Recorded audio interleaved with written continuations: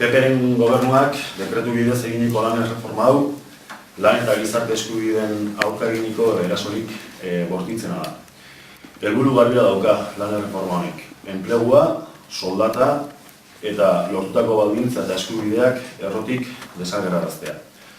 Eraso hau ez da batean erabakitako gauza bat, baizik eta aspalditik datozen erasoen gehigarri bat da. Aspaldi genioen guk abian zeuden politikak ez baziren aldatzen, okerrera joko zuela, eta politikarien politikak aldatzeko eskatuz, Euskal Herrian, makinak greba orokor egin ditu. Baita alternatibak aurkeztu ere. Ez da gauza greba orokorra bakarrik egitea, izik eta alternatibak ere aurkeztu genutxuelako beraiei politikak aldatzeko. Argi eta garbi geratu da behintzat, gobernuan dauden agintariek enpresa handien, bankuen eta ekonomilarien meseetara makurtzen direla. Lorturiko eskubide guztiak ezabartu eta gizartearen gehiengoa txirotasunera bidaliz. Krisi erabiltzen dute hitzak, gizartea izutu eta bide batez urte luzetan lortutakoa kentzeko. Gezurra da, esaten dutenean, eskubide murrizketak eginez krisiari aurre egiteko hartu beharreko bide bakarrik direla.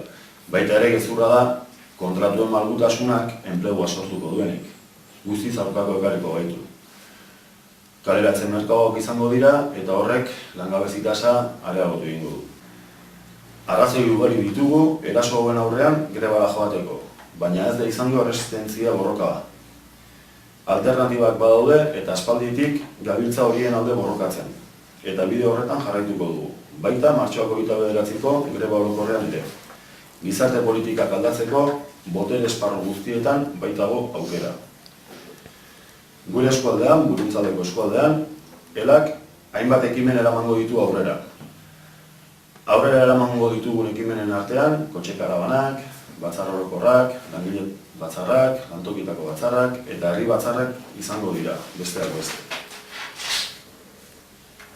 Eta nobedade gisa guretzako herri batzarra antolatu dugu Buruntzaldeako langile, langabetu, ikasle, erretiratu eta nahi duen ororentzat martxoaren 21ean elak erranginduen egoitzan.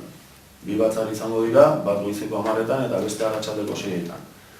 Usten dugulako arrazoiak azaltzeko garaian ezinbesteko dela gizarte osoa. Eta amaitzeko, gure eskuetan dago, gure eta gure ondorengoen baldintzak hobetzea eta jasaten ditugun erasoen aurrean mobilizazioa egitea besterik ez zaigula geratzen azaltzea.